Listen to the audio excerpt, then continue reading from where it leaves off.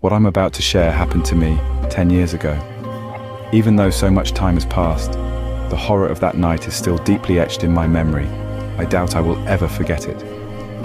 I was around 10 years old, spending a rainy Saturday night watching movies. Since it was fairly late, around 11 p.m, my mum came out of her room and started scolding me to go to bed. I turned off the TV and went to my room, which was always the coldest in our house. Before I go any further, I should mention the layout of our home. When you enter, my room is on the right side of the hallway, and the kitchen is on the left. Back then, I was a scaredy cat, so I always kept my door open at night, which meant I could clearly hear any sounds from the hallway or kitchen. I got into bed and lay there for about 10 minutes, unable to sleep but keeping my eyes closed. I was thinking when I suddenly heard footsteps in the hallway. Well, I assumed it was my mother. She had mentioned having a headache earlier, so I figured she was looking for some painkillers. We had a cabinet in the kitchen where she sometimes left ibuprofen, so it made sense. But then the footsteps started getting closer. At first I wasn't alarmed. I knew there were also painkillers in my room, so I assumed she was coming to get them. At that time, the only people home were me, my mother, and my 4-year-old brother, who I was sure was fast asleep. Before entering my room, you had to step over a thick wooden threshold attached to the doorframe. So whenever it was stepped on, I could hear it right away. But from the sound of their steps, I instantly knew it wasn't my mother. Whoever or whatever it was moved slowly, creeping toward my bed. Then they stopped, just standing there.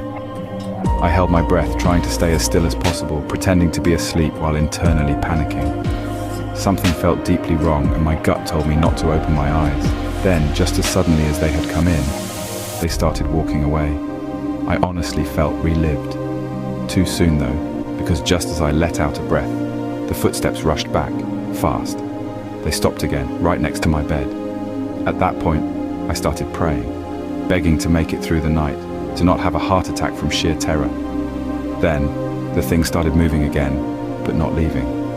Instead, it began pacing, walking back and forth, circling in my room. The only way I can describe it is that it felt like they were deliberately staying close, as if they were waiting for something. Outside, the rain started pouring harder and my prayers became intensified too. Suddenly, the thing in my room started sprinting, running in circles. I wondered why my mum hadn't woken up from all the footsteps and running. I was also debating if I should just open my eyes and see what was there, but all that fear just paralyzed me. I was pretty much shitting my pants. Then I heard a loud crash from outside, followed by the sound of the thunder. And just like that, everything stopped. There was silence for a brief moment before I heard a sudden rush out of my room.